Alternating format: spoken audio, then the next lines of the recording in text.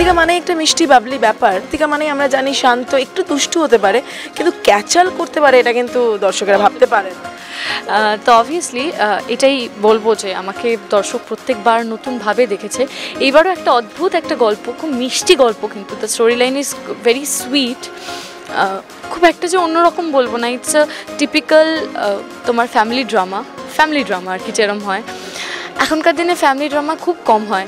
তো সেই দিক থেকে আমার মনে হয় ভীষণ অন্যরকম একটা ফ্লেভার রয়েছে এখানে। আর আমার এখানে আসা, আমার ক্যারেক্টারটার নাম হচ্ছে দোয়েল।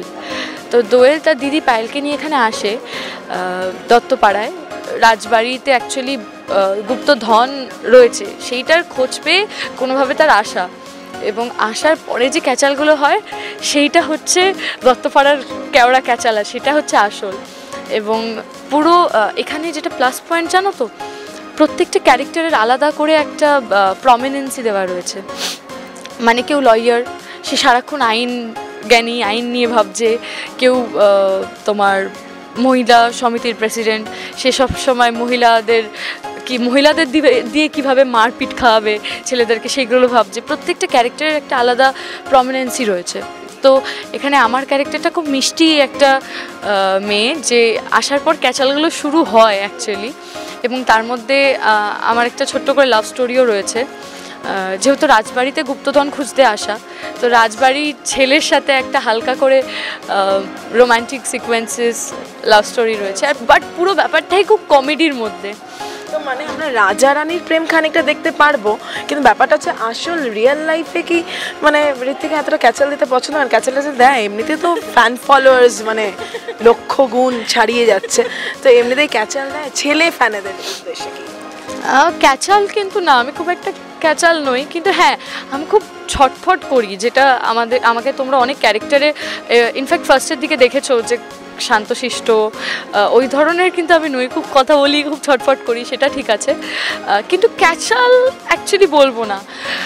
কিন্তু এই শুটিংটা আমরা ক্যামেরার পেছনে পুরো কেওড়া ক্যাচালেই রয়েছি। মোটামুটি আমাদের একটা হিউজ টিম আছে, আমরা সবাই ফ্যামিলির মতো হয়ে গেছি, একসাথে আছি, একসাথে খাওয়া দাওয়া করছি সবাই। আর আউটডোর মানে অবভিয়াসলি আর্টিস্টরা, ইউনিটের লোকজন অনেকটা সময়, হ্যাঁ অবভিয়াসলি দিনের মোটামুটি 24 ঘন্টাই একসাথে কাটানো হয়। এবং আমার 24 ঘন্টাই কাটানো হচ্ছে, কারণ আমার শ্যুট থেকে শোতে চলে যাচ্ছি, এখানে আবার শ্যুট।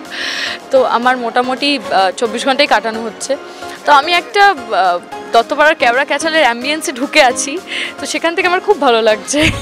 পরপর তো কাজ চলছে, এক্ষুনি বলছিলে ডাবিং শেষ হবে বোধহয় তোমার ভূত চক্রের, আবার মিস কলে শুটিং শেষ করে এসছো, আবার করবে গিয়ে। দর্শকদের আশীর্বাদে ভালোই কাটছে, এবং আশা করছি নতুন বছরও ভালো কাটবে।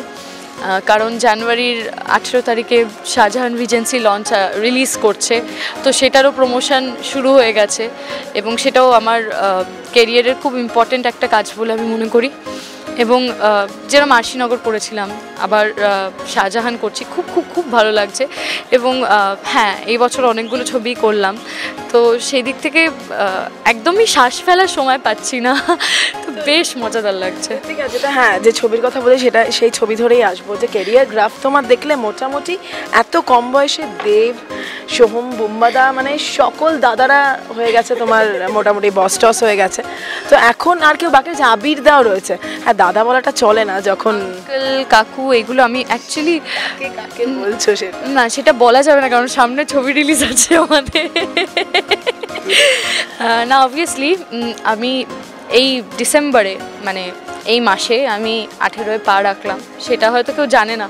অনেকে আমাকে জিজ্ঞেস করতো তোমার কত বছর, তোমার কত বছর বয়স, তো আমি বলতাম না, কারণ আমি যেহেতু 18 হয়নি তখনও, আমি কাউকেই বলতাম না। বাট এখন যেহেতু 18 হয়ে গেছে, আমি বুক ফুলিয়ে বলছি আমার 18 হয়েছে, আমি বড়, আমি বিগ গার্ল। তো হ্যাঁ সবে আমি 5 বছর বয়স থেকে অভিনয় করি, তো সেই দিক দিয়ে ভালোই লাগছে। এই 18th ইয়ার বার্থডে, 18th ইয়ার এই বছরটা আমার বেশ ভালোই কাটছে। আর যেহেতু কাজটা আমি একদম ছোট থেকে করছি, কাজটা আমার মানে আমি কাজ নিয়েই থাকতে চাই সারাদিন রাত। উল্টো আমি যখন বাড়িতে যেইটুকু সময় ফ্রি থাকি, আমার মনে হয় দম বন্ধ হয়ে আসছে, জাস্ট কাজ নিয়ে ভাবতে চাই। কি করো যখন ফ্রি থাকো, মানে যখন যতটুকু সময়? তখন আমি কত্থক নাচি, because I am a Kathak dancer. Kathak নাচি, কত্থকের এক্সপ্রেশন নিয়ে ভাবি, আরও গান চালিয়ে এক্সপ্রেশন, সারাক্ষণ আমি এক্সপ্রেশনস। অনেক সময় হয় যখন আমি খুব ফ্রি থাকি, আমার পুরনো স্ক্রিপ্টগুলো যেগুলো হয়ে গেছে সেইগুলো পড়ে আবার সেইগুলোর এক্সপ্রেশনগুলোকে রিনিউ করি। তো হ্যাঁ, সবসময় এগুলো চলতে থাকে।